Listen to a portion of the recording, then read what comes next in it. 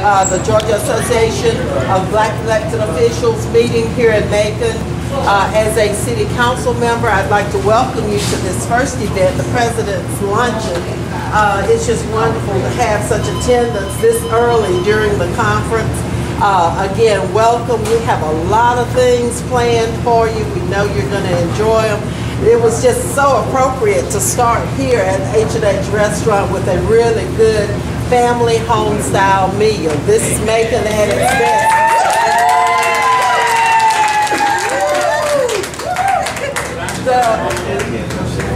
We're going to go ahead and turn this over to the President of the Georgia Association of Black Elected Officials, the Honorable Representative Tyrone Brooks, who has served us faithfully for all these years through much danger.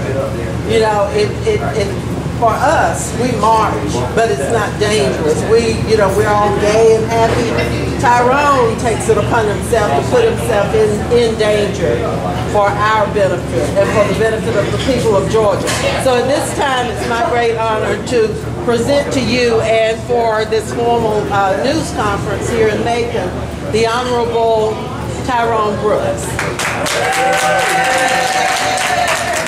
Thank you, Councilwoman Elaine Lucas, our host and coordinator for this wonderful winter conference in Macon, Georgia. Herbert Denard, Senator Gail Davenport, Senator Robert Brown, my longtime friend, Brother Miley back here. Councilwoman Felicia Moore from Atlanta. Gail Davenport has been working with me since she left Spelman College, actually. When she was a little girl. It's amazing how we all come back together again. You know, isn't it just Bill Cannon, who rode with me, heads up the Black Constructors of Georgia. Reverend Henry Ficklin had to leave. He had to go back to class that he's teaching, but he will be back at the reception at 7 p.m., our treasurer. But again, I want to thank Elaine Lucas for her many years of service, her hard work over the years to make this community what it is. An educator, a businesswoman, and we just love Elaine and appreciate all that you do, Elaine, every day, and all the work you've done to make this conference a success. We will not forget. Mama Louise is back in the kitchen with that red t-shirt on. My faithful cousin. And it is appropriate to start here at the famous H&H, where we've been eating for many, many years. But I just want to thank all of you for coming, and I'll just be very brief, and then I want these other elected officials to have a word because they are very much engaged in this conference. This is the opening luncheon. This afternoon we have a 7 p.m. reception at the Douglas Theater down on Martin Luther King. And tomorrow morning we will be at Mercer School of Medicine on the campus with our opening plenary session. And at noon, of course, we will have a luncheon where we are going to salute some great heroes and sheroes. And Herbert Denard will play a big role in that luncheon with his honors that he's going to bestow on some people that he honored on January 15th during Dr. King's birthday celebration. Dr. Joseph Lowery, the Dean of the Movement, the man who just received a Presidential Medal of Freedom from President Barack Obama a year ago. One of the co-founders of the Southern Christian Leadership Conference will be speaking during the luncheon. Don't know if Jesse Jackson will make it or not. Jesse told us in November of last year at the Rainbow Push Conference in Atlanta that he would be here. Attorney Janice Mathis, the Vice President of Rainbow, will be here this afternoon, and they're still trying to work it out for Reverend Jackson to get here, but I'm not absolutely certain that he will make it. I hope he does. If he does, we will fit him in. The program is going to be quite extensive tomorrow. We're going to be focusing on redistricting, ethics, state budget, SACs and advanced ed, and the impact on our school systems across the state. We have a full agenda tomorrow, and you're going to hear from a lot of wonderful speakers and presenters. Senator Brown will be a part of that session on redistricting and reapportionment. We will be redrawing the districts of Georgia in July of this year, and we'll be playing a very, very important role in that.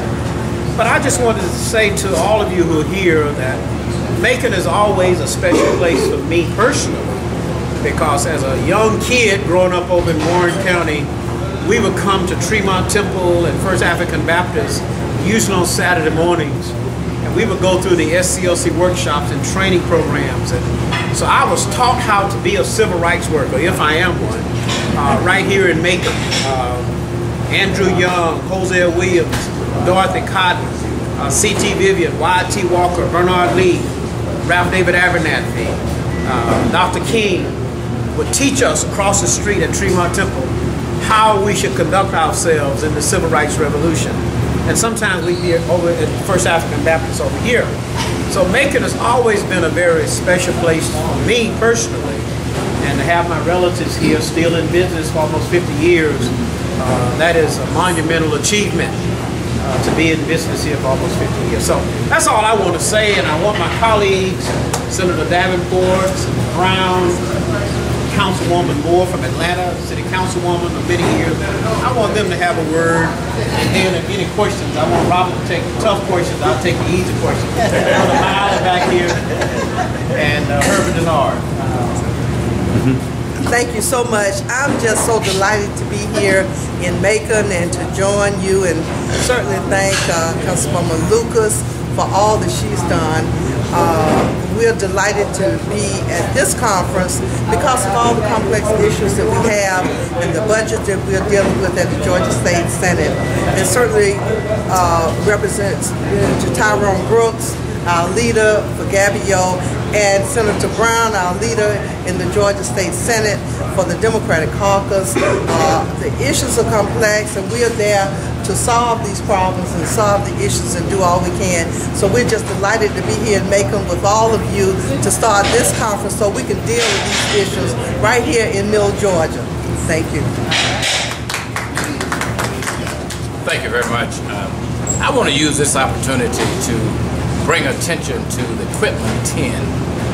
As we gather here today, there are 3 black elected officials in Brooks County, Georgia, Quint, Georgia, who have been persecuted for participating in the last election cycle. These 10, and there are 7 other individuals who were arrested along with them. We are using this opportunity at GABEO to bring attention to these individuals who courageously have done nothing but participate in the electoral process. But they were arrested for bogus charges. The charges that they were arrested for include illegal possession of an absentee ballot and illegally assisting voters to vote. You would think that in 2010 that kind of thing would not be occurring. But right here in Georgia, we are finding ourselves this many years after the passage of the Voting Rights Act, still having to be confronted with these kinds of issues. And so I want to make sure that as many people as I can get to know the thing that is happening to these mostly young people in Quint, Georgia, who are being persecuted for participating in the process. We are going to continue to highlight that. We're going to make sure that they have good legal assistance. We're also going to make sure that this is well publicized.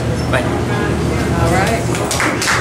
Councilwoman Felicia Moore from Atlanta. Yes, my name is Felicia Moore from the city of Atlanta, and I'm happy to be here with GABEO. I've been a proud member of this organization since I've been elected, and today stand here as the president of the Georgia Municipal Black Caucus. So I'm here representing that organization, seeing what's going on at GABEO so that I can bring that information back to the membership, particularly wanting to make sure that the voices of municipal elected officials are heard, that the state legislators that I have an opportunity to network and rub elbows with understand some of the issues that are really essential to our neighborhoods and our communities more specifically, as well as the state allowing the cities to have other and better opportunities to raise revenues, particularly in this tough economic time. So I'm happy to be here to gain information and hopefully share information. Thank you. Okay, Bill Cannon, who represents the black constructors of Georgia. Bill is a very intricate part of GABEO, bringing the business community into the organization. Bill Cannon. Thank you. I'm honored to be back in Macon. I enjoyed living here some years ago, back in 80 to 84, working with WIBB and WDDO, and got a lot of friends here. But having this meeting here now, times are still difficult. There's still a tremendous need for the African American community to participate in the government process. This organization, championed by our leader, Tyrone Brooks, are working hard to try to get more of our community to register and actively vote. It's very important that we participate in a meaningful way, because only then can we make sure ourselves that we are getting the fair treatment, that there is parity with regards to construction projects and all other types of procurements, that at the local level, the state level, and at the county level and the federal level, that we're participating actively. That while we have been fighting for civil rights, we're still fighting for civil rights. So this meeting and this convention, this conference, where we gather together to work together, is very important, that we set an example for our children that we must work together in order to make this world a better place. Thank you so much. Okay, if there are any questions, again, we will be happy to entertain them. Senator Brown will take those tough ones, of course, as I said. I'm sorry if I'm redundant, Representative Brooks, but I spoke with you earlier on the phone, and you talked about why one of the focuses of the conference is going to be redistricting. What are your concerns with the redistricting process in Georgia right now? Well, I've always had concerns since 1980, my first year of reapportionment, making sure that our community is never shortchanged, and there's no dilution, no retrogression, turning the clock back on the intent of the 1965 Voting Rights Act. This time, we Democrats will be on the defensive because we won't be in charge.